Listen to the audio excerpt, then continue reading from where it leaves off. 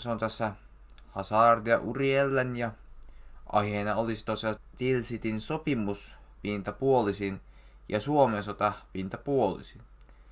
Jos haluatte lisää tästä aiheesta tai tarkempaa tietoa, pistäkää kommentteihin ja tykätkää videoista ja tilatkaa kanava, niin näemme, että haluatte tätä materiaalia.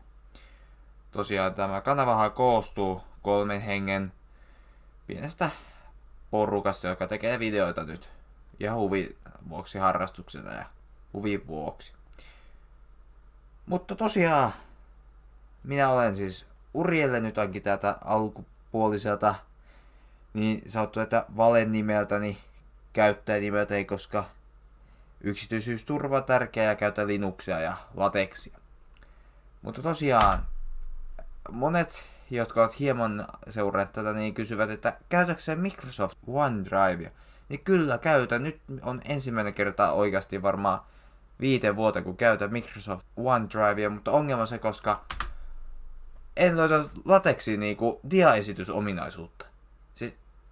Mutta yrittäkö oikeasti kestää? Ei tää nyt paljon poikkea, mutta ainoastaan, että Microsoft tilaa Windowsilla tietysti, mutta en usko, että ne tekee sen mitä kun nämä muutakin julkaista YouTubeen, mutta se on sitten toinen video, että tosiaan Tilsitin sopimus oli Ranskan Napoleonin ja Venäjän Aleksanterin välinen sopimus Tilsitin joella.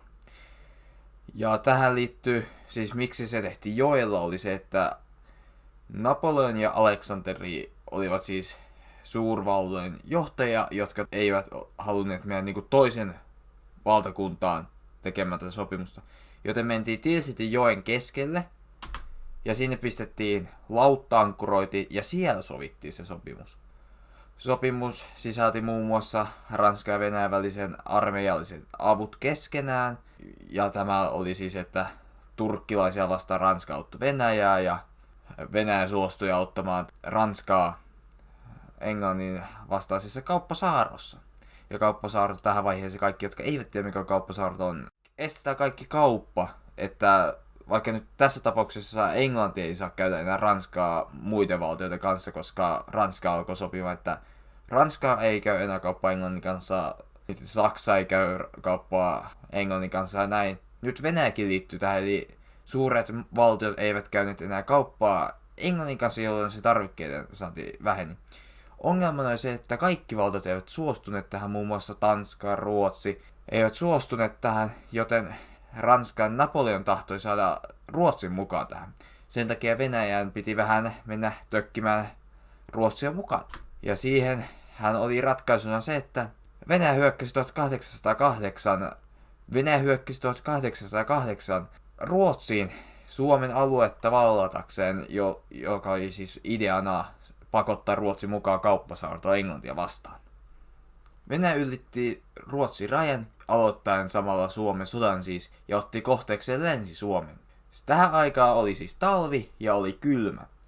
Ruotsin taktiikka ei sinänsä suhteellisen erikoinen, sillä he päättivät, että he perääntyvät. He eivät ota tai venäläisten kanssa yhteen, vaan perääntyvät linnoituksiin Länsi-Suomessa ja linnoituksiin menevät sinne odottamaan apujoukkoja emämaasta, eli riikikukko Ruotsista, nykypäivän Ruotsista. Tähän aikaan Ruotsi oli siis Suur-Ruotsi, eli omisti periaatteessa Itämeren kaikki reunavaltiot ja Suomen omisti ja Virosta osan. Ja Suomenlahti oli tosiaan jäässä, joten ruotsalaiset eivät voineet lähettää joukkoja meren yli. Tästä syystä heidän piti ottaa kevättä, jolloin jäät ovat sulaneet ja he voivat lähettää laivastoa apujoukkoja tänne Suomeen, jotta voisivat häätää venäläiset poistaa. Tällä aikaa ruotsalaisten perääntyessä sairaudet ja kylmyys tappoivat ruotsalaisia matkalla, myös venäläiset kärsivät. Siitä huolimatta venäläiset saivat vallattua suurimman osan Suomen alueesta ilman vastarintaa. Ja tämä oli siis Ruotsin taktiikka, ei Suomen.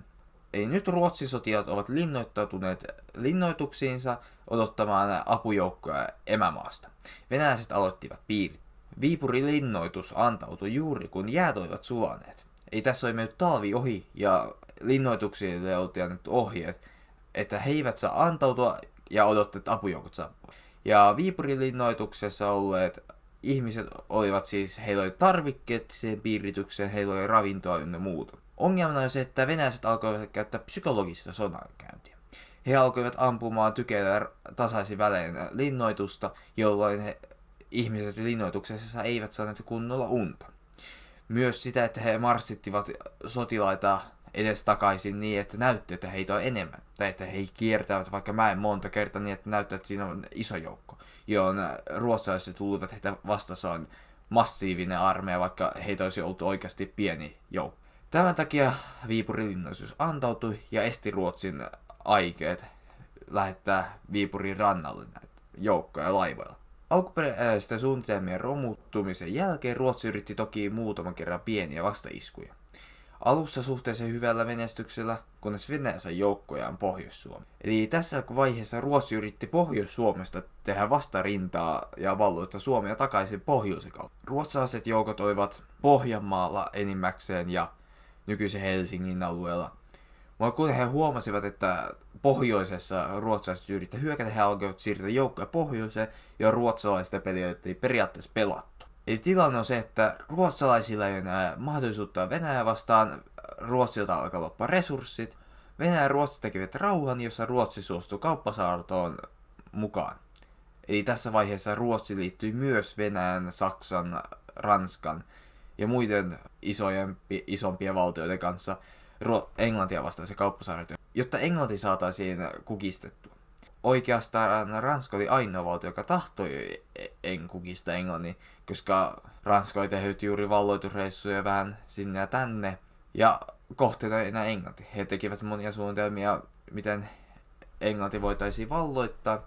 Nopeasti mainittuna he yrittivät jopa kuuma-ilmapalloilla Englantia valloittaa ja laivastoa, mutta Englannilla oli tosiaan vielä laivastoa, aseita ja resursseja. Kauppasaaron idea oli siis köyhdyttää Englanti niin, että heillä ei olisi enää tarpeeksi ammuksia tai muuta voittaakseen Ranskaa. Rauhansopimuksessa tosiaan Suomen alue luovutettiin Venäjälle. Venäjä teki siitä Suomen suurruhtinaskunnan ja antoi sille autonomia. Tosiaan se jää sitten seuraavaan videoon, ja jos haluatte jostain tietystä historiasta aiheesta jakson, kommentoikaa se tuonne alas kommenttiboksiin, missä me luemme niitä mieluusti. Seuraavaksi aiheena on Suomen autonomia tarkemmin. Siitä toki tulee sitten mukaan sortokaudet ja muut sen autonomia-aikakauden asiat. Mutta tosiaan, jos teillä on joku toinen maailmansodasta, joku tietty tapahtumia tai tämmöistä, pistäkää tosiaan toinen kommentti. Tämä on nyt minun oma sarjani, että muitakin sarjoja löytyy toki, ja minä olen varmaan tämän kanavan ääni ilmeisesti, koska ilmeisesti kuulemme tämän porukan paras ääneen lukija tai tämmönen selittäjä, joten minä luultavasti tulen tekemään tämmöisiä samaisia videoita, mutta eri aiheista. Saat tilata kanavan täysin ilmaista, kaikki on vapaaehtoista, ja tykätkää videoista, kommentoikaa ja kertokaa mielipidettänne ja jakakaa ystävillenne ja tutuillenne ja ystävien tutuille, niin että saataisiin tämäkin kanava suurta kanavin joukko, että saataisiin motivaatiota tähän lisää tämmöisiä videoita. Ei olisi muuta kuin nähdään ensi videossa.